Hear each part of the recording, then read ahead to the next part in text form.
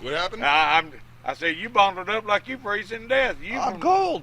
You from New Jersey? This ain't cold. this is I'm chilly. just picking on you, sir. Oh no, that's good stuff. Well, thanks, Mike, for having me here. First off, my first experience was in Guthrie, Oklahoma, Logan County.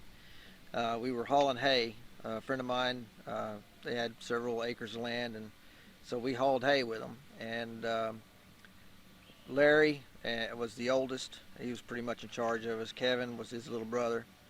And while we were out there, we pretty much had the field cleared of all the hay. Now, this is in the Cottonwood Creek area, so it's a windy area, and we have fields in between, you know, the cottonwood in some places.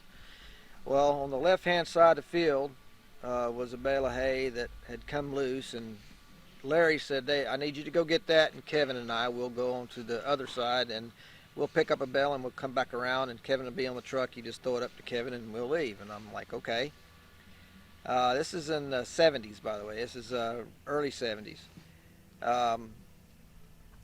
Well, while we were going out to get the hay, you know, Kevin's and Larry's going down to get theirs, and I'm going to get mine, and I'm at mine. And about that time, I hear Kevin start screaming and hollering, and then I hear Larry jump out of the truck, and he's got a 22. We carried 22 in the truck because snakes get bailed up inside those hay bales, and we'll dispatch them with a 22. But Larry got out and started shooting, and I started hearing this crashing noise coming from, you know, my left, because the field was such in there that direction.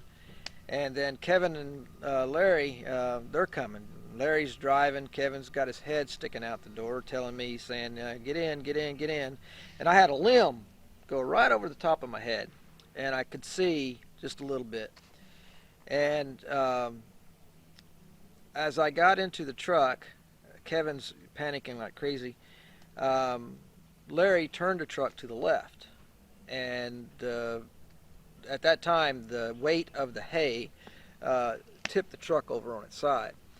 And then I got Kevin hollering, "It's going to get us, it's going to eat us, blah blah blah." And so that's kind of when I kind of found out that, you know, this was definitely a Bigfoot. Well, we didn't make it home that night for quite a while until Larry's dad came out looking for us, and that was, his name's Dwayne. And because the truck had gotten over, they had to do an incident report. So the local law enforcement guy named Chuck Stepp, well, they came, and when he came, he got the deputies, the sheriff department involved, and also he brought out the game commission. And they took the reports. You know, they had to do an incident report, so they took the report, so it is documented. And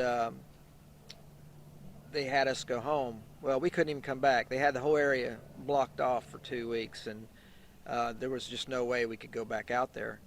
And